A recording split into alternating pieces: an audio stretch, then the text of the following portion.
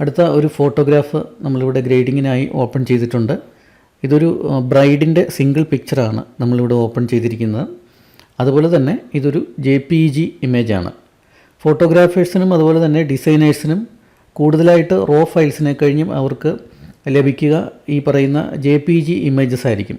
അതിൻ്റെ ഈ എടുക്കുന്ന സമയത്ത് ഫോട്ടോഗ്രാഫേഴ്സ് ആണെന്നുണ്ടെങ്കിൽ ഫോട്ടോ എക്സ്പോസ് ചെയ്യുന്ന സമയത്ത് അതിൻ്റെ സൈസ് കൂടുതൽ ആകാതിരിക്കുന്നതിന് വേണ്ടിയിട്ട് അവർ JPEG ഇമേജസ് ആയിട്ടായിരിക്കും കൂടുതലും ഇമേജുകൾ എടുക്കുക. അതുപോലെ തന്നെ ആ JPEG ഇമേജസ് ആയിരിക്കും ഡിസൈനേഴ്സിന് ഡിസൈൻ ചെയ്യുന്നതിനായിട്ട് കിട്ടുക. അപ്പോൾ അങ്ങനെ ഇരിക്കുന്ന സാഹചര്യത്തിലാണ് നമ്മൾ JPEG ഇമേജസും കൂടെ ഗ്രേഡ് ചെയ്ത് കാണിക്കുന്നത്. ഈ ഒരു ഇമേജിൽ സാച്ചുറേഷനും കാര്യങ്ങളും ഒക്കെ ഏകദേശം ഉള്ള ഒരു ഇമേജാണ്. ഇതിനെ നമുക്ക് ഇതിൻ്റെ ബേസിക് കറക്ഷൻ ചെയ്തതിന് ശേഷം ഒന്ന് ഗ്രേഡ് ചെയ്ത് നോക്കാം. ആദ്യമായിട്ട് നമുക്ക് ബേസിക് കറക്ഷൻ ചെയ്യുന്നതിനായിട്ട് നമ്മൾ ഇവിടെ എഡിറ്റിലുള്ള ഓട്ടോ പ്രസ് ചെയ്യുന്നു.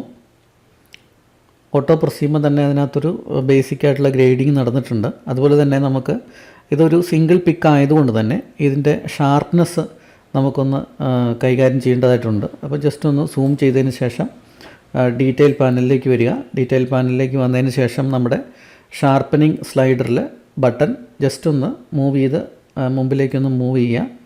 ആ സമയത്ത് നമുക്ക് താഴെയുള്ള റേഡിയസ് ഡീറ്റെയിൽ മാസ്കിംഗ് എന്ന് പറഞ്ഞിട്ടുള്ള ഓപ്ഷനുകൾ ആക്റ്റീവ് ആകും. ആ സമയത്ത് നമുക്കറിയാം ഓൾട്ട് കീ പ്രസ് ചെയ്ത് പിടിച്ചുകൊണ്ട് നമ്മൾ മാസ്കിങ് ഫ്രണ്ടിലേക്ക് മൂവ് ചെയ്യുന്ന സമയത്ത് നമുക്ക് എഡ്ജസ് കറക്റ്റായിട്ട് വിസിബിളായി കിട്ടും. വിസിബിളായി കിട്ടുന്ന സമയത്ത് നമ്മൾ റേഡിയസ് കുറച്ചൊന്ന് ഇൻക്രീസ് ചെയ്യുന്നു. അതുപോലെ തന്നെ ഷാർപ്നെസ് അതിനനുസരിച്ച് നമ്മൾ ഇൻക്രീസ് ചെയ്യുന്നു.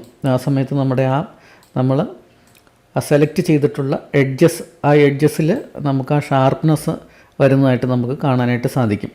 ഇതൊരു റോ ഫയൽസ് അല്ലാത്തതുകൊണ്ട് തന്നെ നമുക്കിതിൻ്റെ ലെൻസ് കറക്ഷനും കാര്യങ്ങളും പ്രത്യേകം ചെയ്യേണ്ടതായിട്ടില്ല. ഡീറ്റെയിൽ മെയിനായിട്ട് ഒന്ന് നോക്കുക.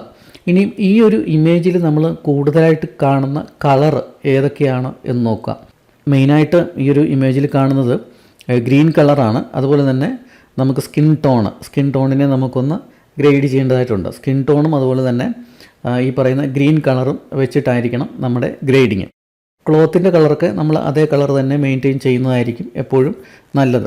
അതുപോലെ ഏതൊരു ഇമേജും നമുക്ക് റീടച്ചിങ് ആവശ്യമുള്ള ഒരു ഫോട്ടോ ആണെന്നുണ്ടെങ്കിൽ അതിന് റീടച്ചിങ്ങും കാര്യങ്ങളൊക്കെ ഫോട്ടോഷോപ്പിൽ നിന്ന് ചെയ്തിട്ട് വേണം ക്യാമറ റോയിൽ നമ്മളത് ഓപ്പൺ ആക്കിയിട്ട് ഗ്രേഡ് ചെയ്യുന്നതിനായിട്ട്. ഇപ്പോൾ ഈ ഒരു പിക്ചറിൽ ജസ്റ്റ് ഒന്ന് റീടച്ച് ചെയ്തിട്ടുള്ള ഒരു ഇമേജ് തന്നെയാണ്.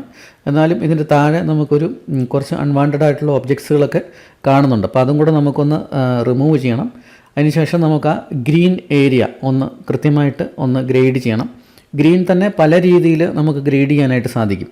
അതുപോലെ തന്നെ സ്കിൻ ടോണും നമുക്ക് പല രീതിയിൽ ഗ്രേഡ് ചെയ്യാൻ സാധിക്കും. അത് ഒരു 2-3 രീതിയിൽ ഞാൻ ഈ ഒരു ഇമേജിൽ ഗ്രേഡ് ചെയ്ത് നിങ്ങളെ കാണിച്ചു തരാം.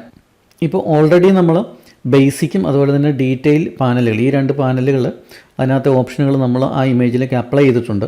അതുകൊണ്ട് തന്നെ നമുക്ക് ഈ പാനലുകൾ നോക്കിക്കഴിഞ്ഞാൽ അറിയാൻ പറ്റും. അതിൻ്റെ റൈറ്റ് സൈഡിലുള്ള ആ ഐയുടെ സിമ്പൽ 2 പാനലുകളിൽ ആക്റ്റീവായിട്ട് നിൽപ്പുണ്ട്. അതായത് ബേസിക് പാനലിൻ്റെ ആ ഒരു ഐ സിമ്പൽ ഓണാണ്.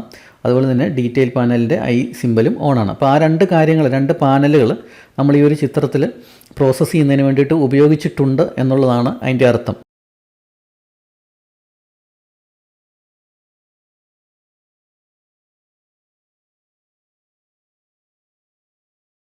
ഇനി ഇതിൻ്റെ തന്നെ ആ ലൂമിനൻസ് ഞാൻ വീണ്ടും കുറയ്ക്കുകയാണ്. അത് അടുത്ത ഗ്രേഡിംഗ് ആണ് ഞാനീ പറയുന്നത്. ഒന്നാമത്തെ ഒരു ഗ്രേഡിങ്ങിൽ നമ്മൾ ഒരു ഗ്രീൻ കൊടുത്തു, അതിന് യോജിക്കുന്ന ഒരു സ്കിൻ ടോൺ കൊടുത്തു. ഇനിയും രണ്ടാമത്തെ ഒരു ഗ്രീൻ ഒന്ന് ഗ്രേഡ് ചെയ്യുകയാണ്. രണ്ടാമത്തെ ഗ്രീൻ എന്ന് പറഞ്ഞാൽ രണ്ടാമത്തെ ഒരു രീതിയിലേക്ക് ഞാൻ അതിനെ ഗ്രേഡ് ചെയ്യുകയാണ്. ഇപ്പം ഞാൻ അതിൻ്റെ സാച്ചുറേഷൻ ജസ്റ്റ് ഒന്ന് കുറച്ചു. അതുപോലെ തന്നെ അതിൻ്റെ ലൂമിനൻസ് ഞാനൊന്ന് ജസ്റ്റ് ഒന്ന് കുറച്ചു.